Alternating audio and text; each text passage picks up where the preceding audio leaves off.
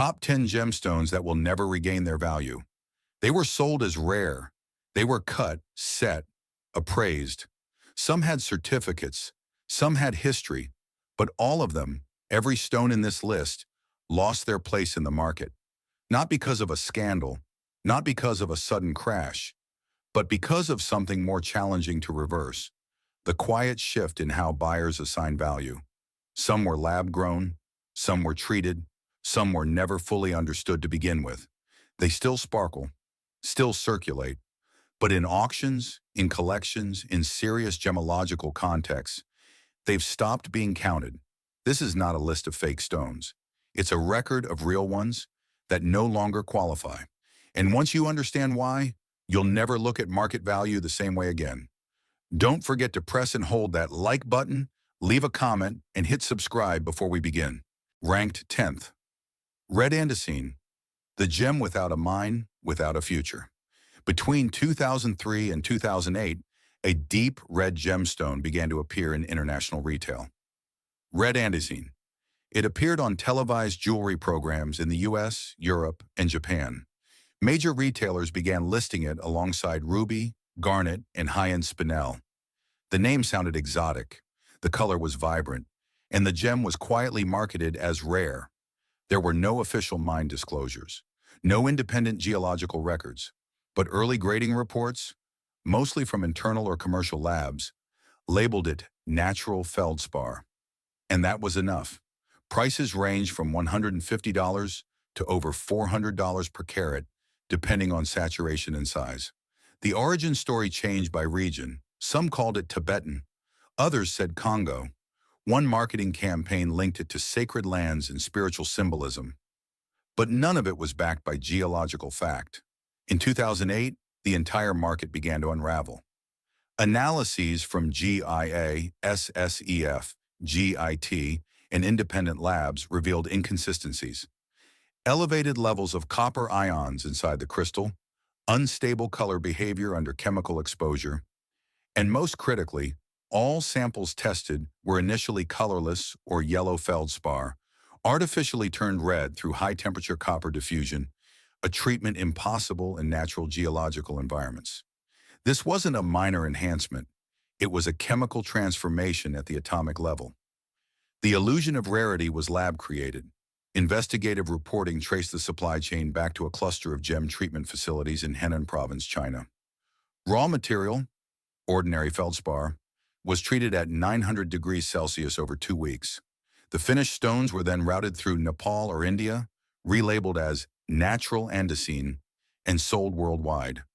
After this, GIA and other central gemological authorities withdrew prior certifications and refused to issue natural status without documented mine provenance. The impact was immediate. Retailers pulled their inventory, lawsuits followed, collectors walked away, and tens of millions of dollars in stock lost all investment-grade status overnight. Red andesine didn't disappear. It's still sold on some platforms, a few dollars per carat, uncertified and ignored. But no collector will include it in a serious portfolio. No museum will display it, and no future grading system is likely to change that. For a gem that once rivaled spinel in price, there is now only silence on the open market. Ranked 9th. Blue Topaz, the gemstone that lost to its own success. Some gemstones crashed because of fraud. Others disappeared because their geology gave out. But Blue Topaz never lied, never vanished, and never changed. It was always exactly what it claimed to be. And that's precisely why it never regained value. Walk into any jewelry counter in America, and you'll find it. Glimmering shades of icy blue, perfectly cut, often flawless, sitting in rows of affordable rings and earrings. Swiss blue, sky blue, London blue. These names aren't mine. They're marketing labels, created to differentiate shades that were never natural to begin with. Nearly all blue topaz on the market today is the result of radiation and heat, not the Earth's slow chemistry. In nature, topaz forms colorless or slightly yellow, sometimes pink or golden if conditions are ideal.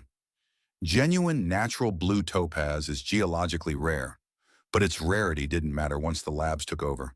By the late 1970s, technicians discovered that exposing colorless topaz to gamma rays, then stabilizing the result with heat, could produce rich, repeatable blues that mimicked aquamarine and even sapphire in some lighting.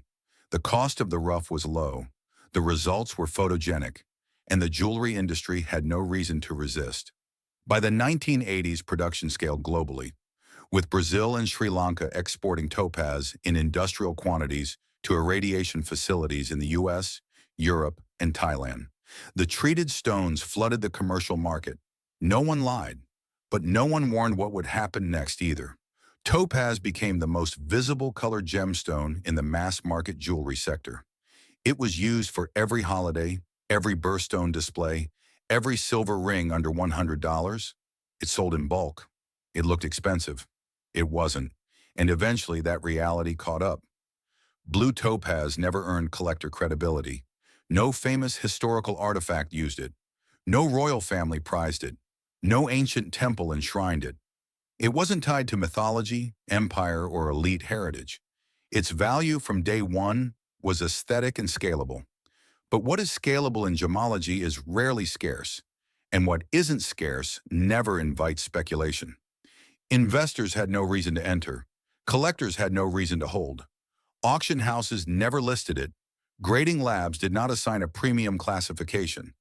Even in its most perfect form, loop clean, precision cut, 10 carats or more, the stone was locked in a valuation box. Retailers quietly admitted it. Blue topaz was not a gem of legacy. It was a gem of volume. Today, that volume continues.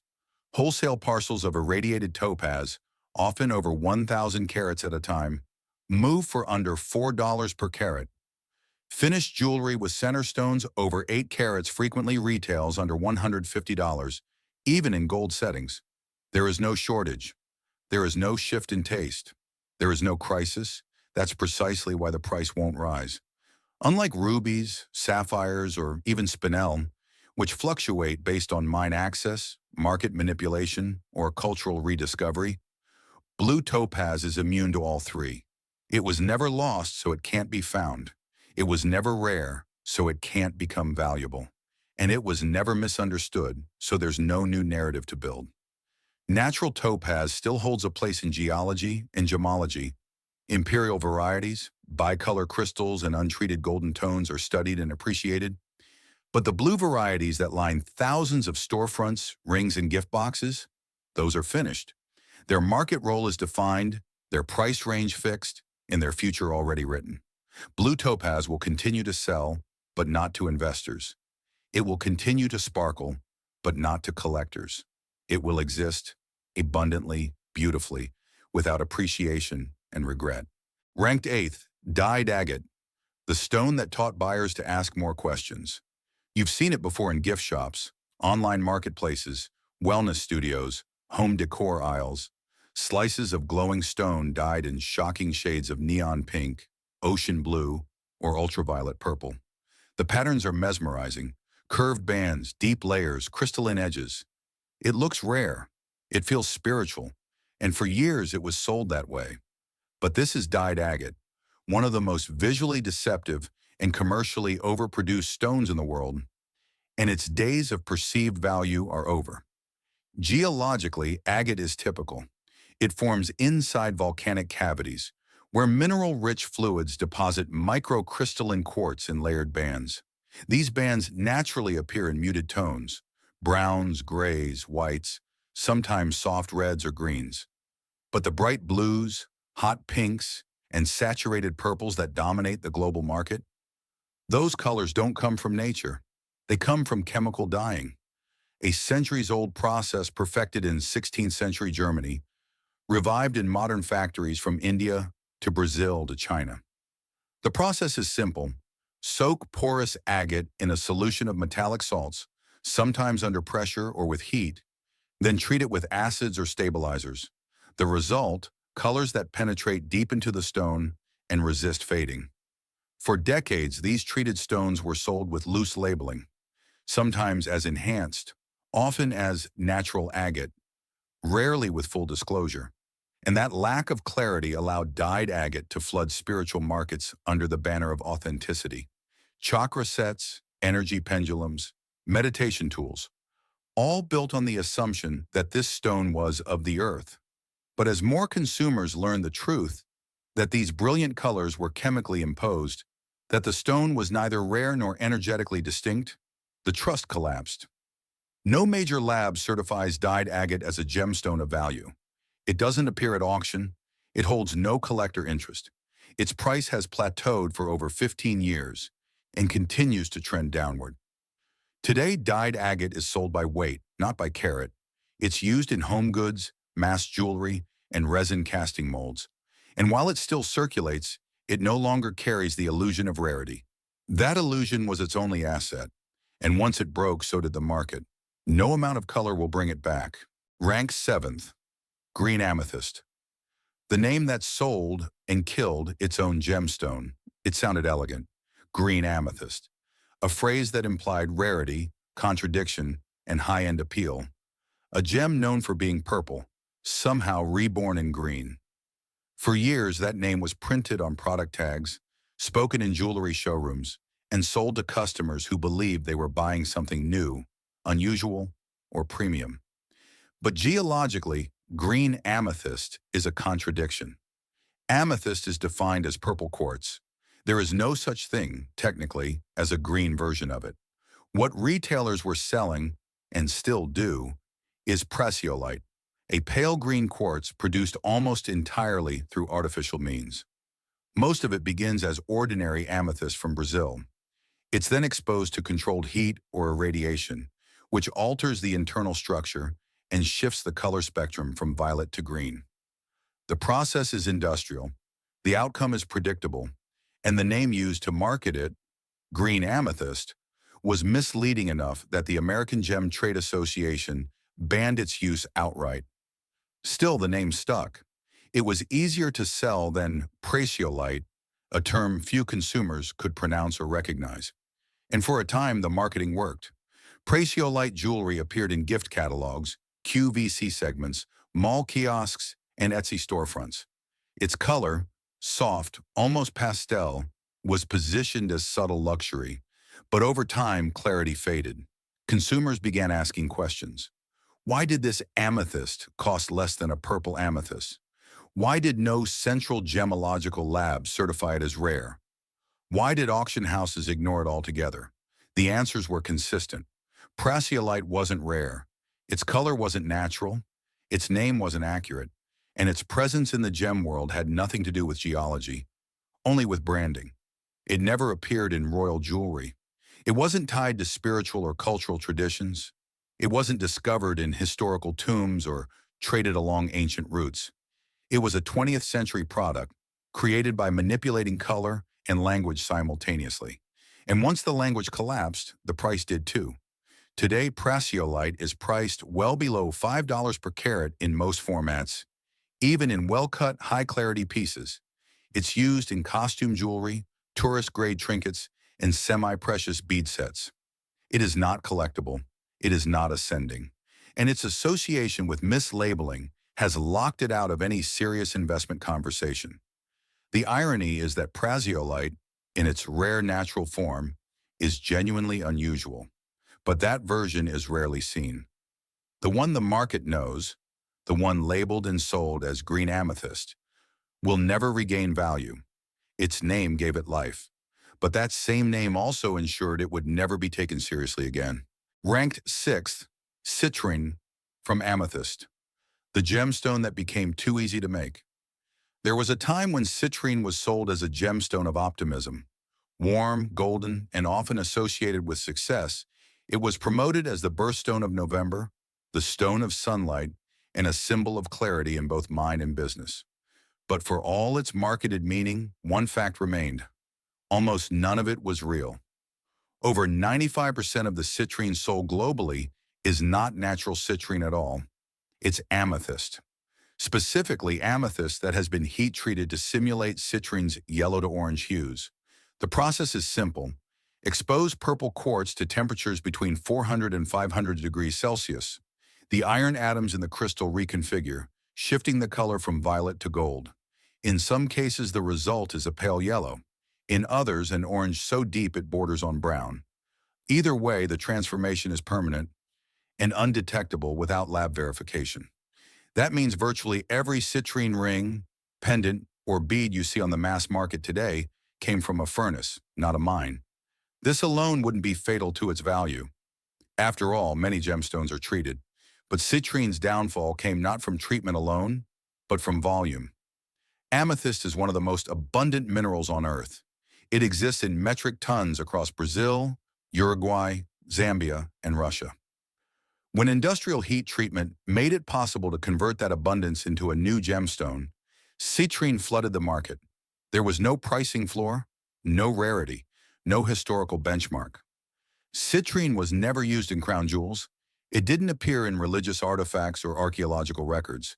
It wasn't traded by empires or revered in ancient cultures. It had no provenance. And once supply was no longer restrained, demand shifted with it. Today, citrine is sold by weight, not by pedigree. Most commercial pieces are ungraded, uncertified, and unverified. Grading labs offer identification, but not valuation. Auction houses ignore it. Investment circles dismiss it. Even collectors rarely distinguish between natural and treated stones, because the entire category has been redefined as decorative. The rare exceptions, natural citrine from Bolivia or Brazil, especially those with deep Madeira tones, still hold value among specialists. But these are statistical outliers, not market movers. The vast majority of citrine now sits in the same tier as dyed agate or blue topaz, aesthetically pleasing, but commercially static. Its path to mass appeal was built on accessibility, and that accessibility removed every condition that once gave it perceived value. Citrine didn't collapse, it diluted. And from that dilution, there is no return.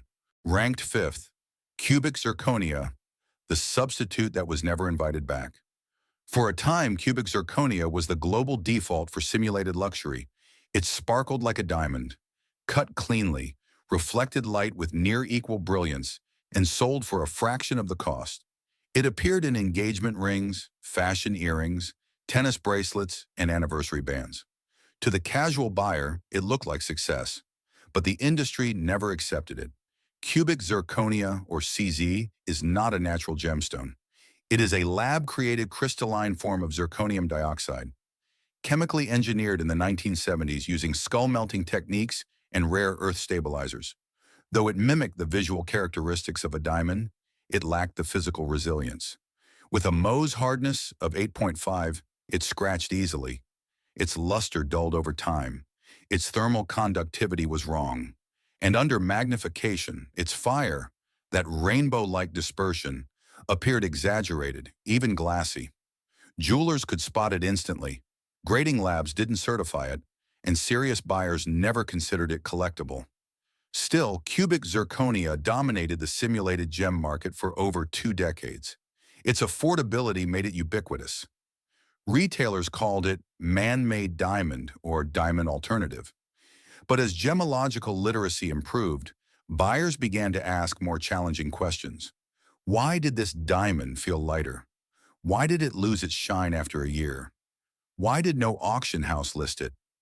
By the early 2010s, the shift was clear. CZ wasn't just cheap, it was outdated. Moissanite entered the market with higher hardness and superior thermal behavior.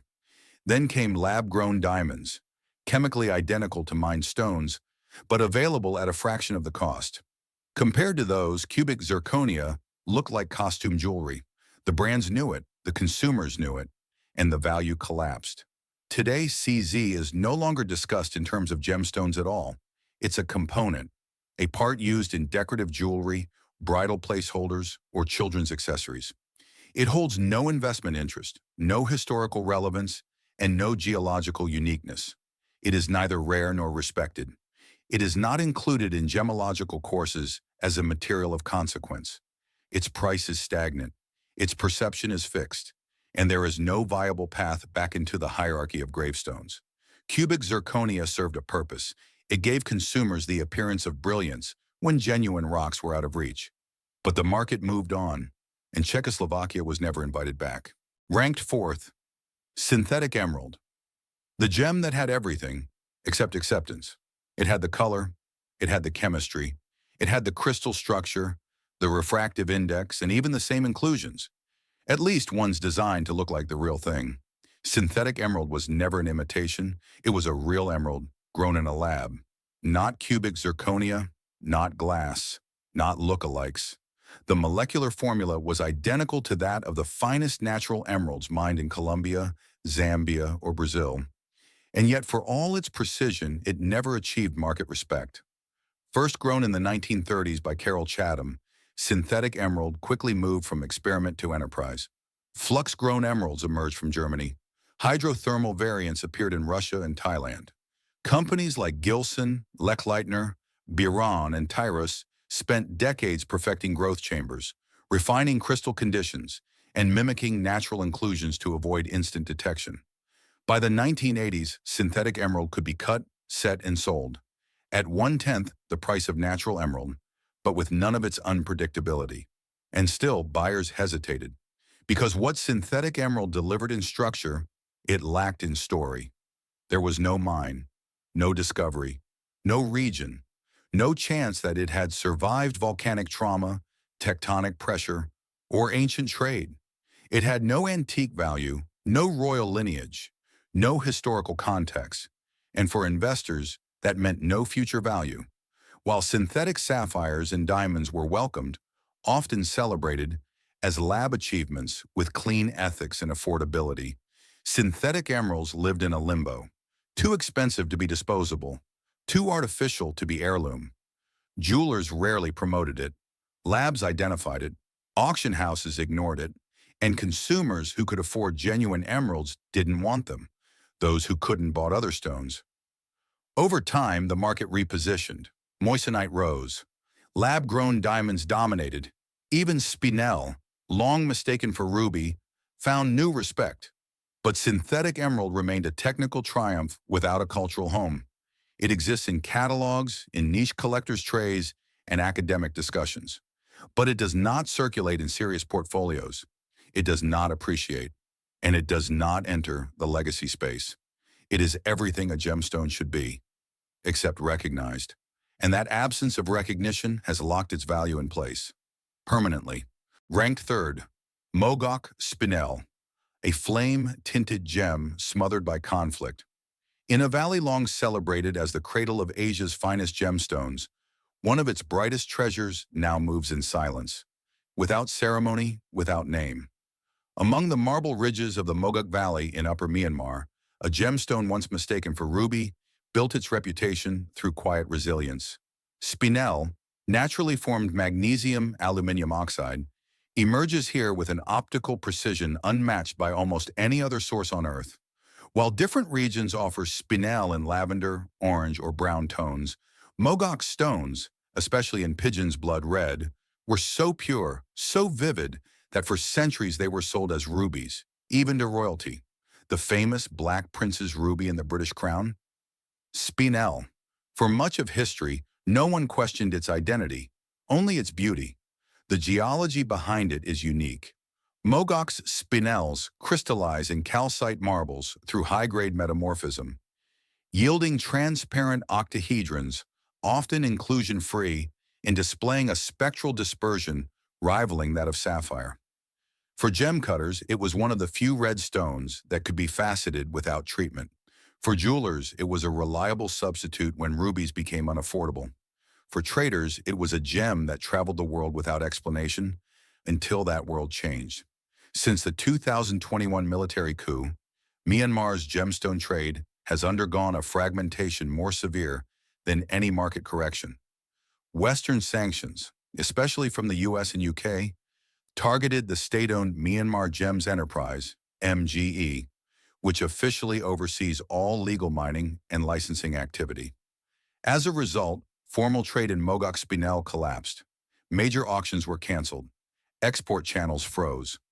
Mines that once produced hundreds of kilos a year now operate in partial silence, some abandoned entirely, others maintained under shifting local control or militarized zones inaccessible to traders. The vacuum left behind was quickly filled, not by reform, but by improvisation. Stones now leave the country through informal channels, often hand-carried through Shan State into northern Thailand, where they're relabeled, mixed with non-Burmese stock, and fed into global markets under obscured origin. Reputable jewelers hesitate. Certification labs grow cautious. Even for stones with ideal clarity and color, the absence of traceability has turned Mogok Spinel from premium to problematic. And yet, the stone itself hasn't changed. The reds are still there. The chemistry still speaks to the valley's metamorphic history. The cutting traditions survive among families who've worked with Spinel for generations. But the global visibility of Mogok's Spinel, once on the rise thanks to demand for untreated, rare, ethically clean-colored stones, has diminished. Not from oversupply, not from market fatigue, but because the systems needed to support it, stability, documentation, peace, are no longer in place. In 2025, Burmese Spinel is still traded, still worn, and still admired. But for every carat that reaches auction, there are dozens more moving without name, without provenance, and without the place that once made them world-class. Ranked second, diffusion-treated sapphire. It was one of the first gemstones that gemological labs had to start flagging aggressively, not because it was fake, but because its treatment erased every line between natural beauty and surface enhancement. Diffusion-treated sapphire forced the industry to redraw its standards. For years, it entered the market labeled as real, priced as rare, and sold as though it had earned its color. It hadn't. These sapphires began as corundum, sometimes natural, often low-grade, then underwent a high-temperature process that forced foreign elements like titanium or beryllium into the outer crystal structure. The process created exceptional color, electric blue, fiery orange, and padparadscha pink. But the color was only surface deep. Under magnification, the truth showed up in diffusion lines, color halos, and pigment clustering, none of which belonged to untreated stones.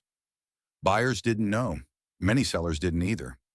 For over a decade, diffusion sapphires circulated freely through both retail and wholesale channels, often reaching prices usually reserved for stones from Sri Lanka, Burma, or Madagascar. By the early 2000s, gem labs began issuing warnings. Reports shifted. Terms like bulk diffusion, surface altered, and treatment not stable appeared on certificates. And with that change, the value collapsed. Auction houses delisted hundreds of items. Major jewelry brands pulled their entire sapphire inventory for retesting. Some dealers faced lawsuits, but the most lasting consequence wasn't legal, it was reputational. Diffusion-treated sapphire became shorthand for what happens when the market loses trust. Today, diffusion sapphires are still produced, primarily for fashion jewelry. They're legal, they're beautiful, and they're heavily disclosed, but they're also untrusted. They do not sell at auction, they are not collected, they are not used in fine jewelry by heritage houses. Even when fully declared, the stain remains. The color is no longer enough. Because in the world of sapphires, a world shaped by centuries of myth, royalty, and geology, surface enhancement is the one thing buyers cannot look past. The treatment isn't reversible, the reputation isn't recoverable, and the price, even when high, no longer means anything. The stone can pass as sapphire in every test that matters, except the one that decides whether it will ever be respected again. In first place, lead glass-filled ruby, the stone that erased its name.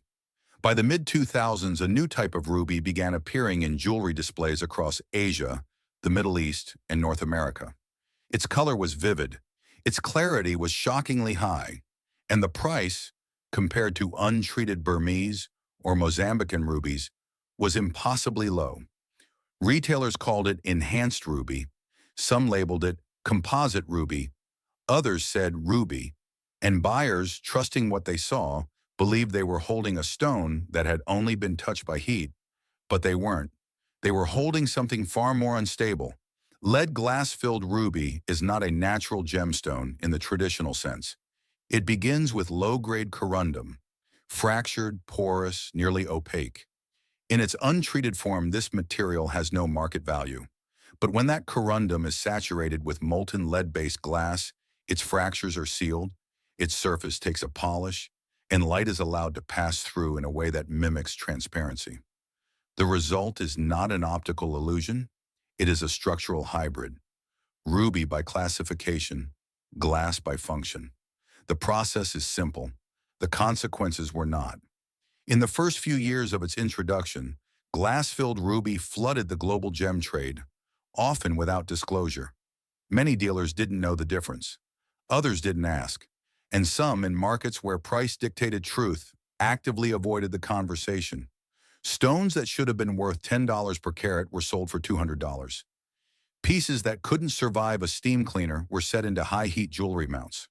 Entire inventories were built on material that could fracture with mild impact or turn cloudy under alcohol. The breaking point came when labs started sounding the alarm. GIA, GRS, and other major gemological institutions issued warnings. These stones were not stable, not fully ruby in optical behavior, and not acceptable for high-value settings. Reports began listing them as lead glass-filled corundum, and with that phrase, the market collapsed. In major auctions, bids vanished. In certified trade, the term glass-filled became synonymous with liability. And in legal circles, lawsuits began to surface. Not over fraud, but over the absence of meaningful disclosure. Even today, the confusion persists. Lead glass-filled ruby continues to circulate in global commerce. In markets without strict labeling laws, it's still called ruby, just as it was 2 decades ago. But in the high end of the gem world, the verdict is final. These stones are no longer part of the conversation. They are not auctioned. They are not appraised. They are not passed down. Their price, even at retail, sits at a fraction of what untreated ruby commands. Their presence in a jewelry collection is not seen as a benefit. It's a red flag. No treatment report can erase the fragility. No rebranding can change the underlying structure. And no technicality can restore investor trust in a stone that relies on glass to be seen. Of all the stones on this list, lead glass-filled ruby is the only one that carries a name it no longer deserves. Ruby, as a term, implies durability, history, and intrinsic value. But this version, the filled version, fails all three. It cannot withstand basic benchwork, it has no royal past, and it has no market future. What remains is a gemstone in name only. Technically red corundum, optically corrected, structurally altered, and economically finished. In gemology, loss doesn't always look like collapse. Sometimes it happens quietly, through oversupply, through overpromotion, or treatments no one disclosed soon enough. And when it does, recovery isn't measured in price. It's measured in trust. Every stone in this list still exists, still trades, still finds buyers. But none of them, by structure, by standard, or by reputation, can return to where they once stood. In the gem world, value doesn't disappear overnight. It drifts, settles, and eventually stops moving. And when it does, the market moves on without it. Let us know which one resonates with you in the comments, and don't forget to like and subscribe to our channel for more content like this.